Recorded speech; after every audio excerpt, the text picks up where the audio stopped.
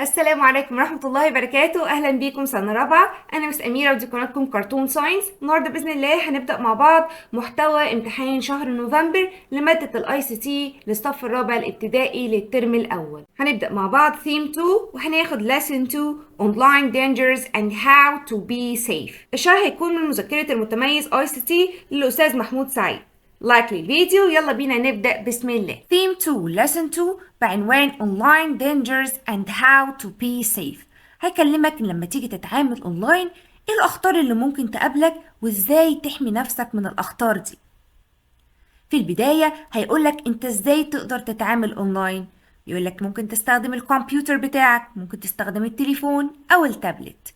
To communicate online we can use computer, phones and tablet. طب يا ميس هقدر اتواصل ازاي اونلاين؟ ممكن تبعت رسالة instant message او ممكن تبعت ايميل او direct message تبعت رسالة لشخص معين او message forms يعني منتديات رسائل، يعني ناس كتير عمالة تبعت رسائل لبعضها.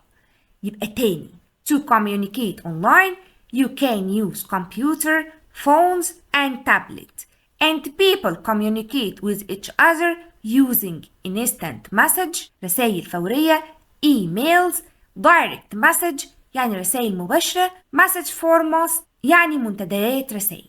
وهيبدأ يقولك لو سمحت خلي بالك في ناس موجودة على الانترنت unkind، ناس مش كويسين، ممكن يبقى غرضهم steal personal information، ممكن يبقى عايز ياخد معلوماتك الشخصية. فمن فضلك اتأكد انت بتعمل شات مع مين، ما تكلمش حد غير لما تبقى عارف انت بتكلم مين، واوعى تشارك اي حد معلوماتك الشخصية. Don't share your personal data. زي ايه مش معلومات الشخصية؟ زي النيم اسمي بالكامل، address العنوان بتاعي، school name اسم مدرستي، phone number رقم تليفوني. يبقى تاني be careful.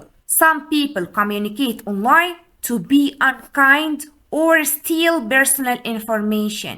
لازم تعمل ايه؟ اتأكد انت بتكلم مين. Be sure you know who you are chatting. بتكلم مين وما تعملش share للpersonal data بتاعتك. Don't share your personal data without asking your teacher or family member. وايه هي البيرسونال داتا بتاعتك؟ ايه المعلومات الشخصية اللي ما تعملهاش share؟ your name, your address, school name and phone number. طب ولو انت ما سمعتش الكلام وعملت share للبيرسونال داتا بتاعتك اونلاين ايه اللي ممكن يحصل؟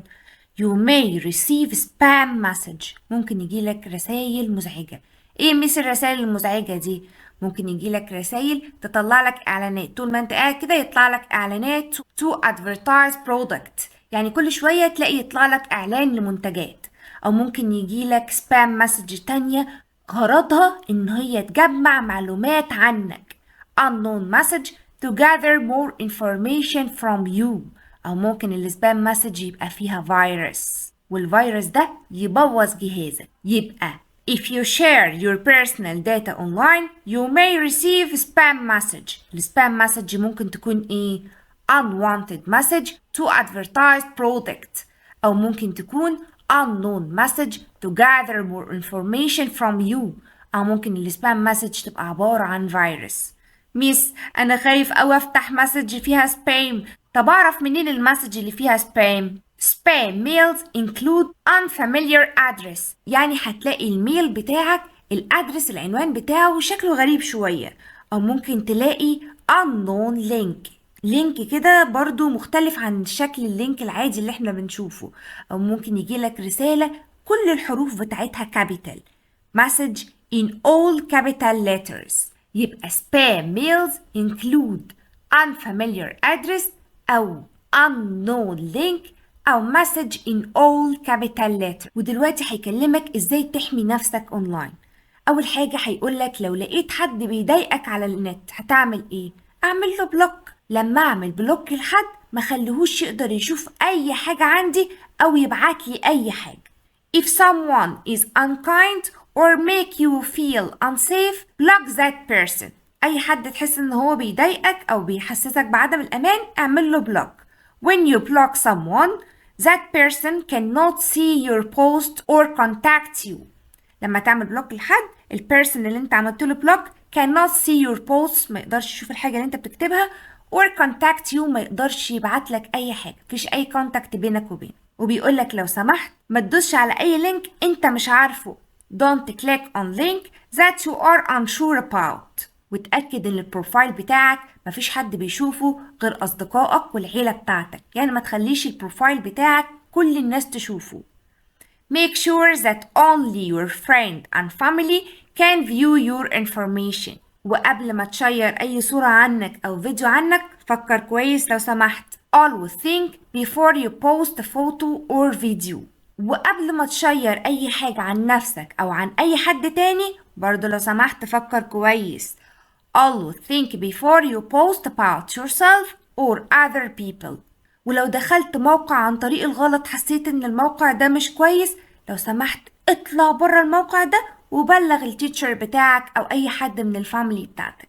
If you view an unsafe site or او inappropriate site لو دخلت اي موقع غير امن او حسيت ان هو غير مناسب leave the site and tell your teacher or family member.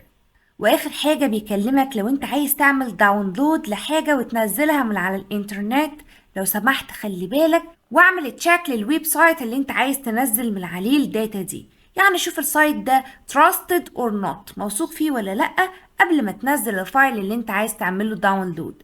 طب ليه يا ميس؟ علشان ممكن وانت بتعمل داونلود ينزل مع الفايل فيروس.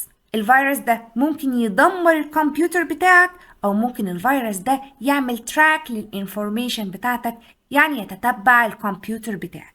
يعني الفيروس ده كأن حد بيتجسس على الكمبيوتر بتاعك.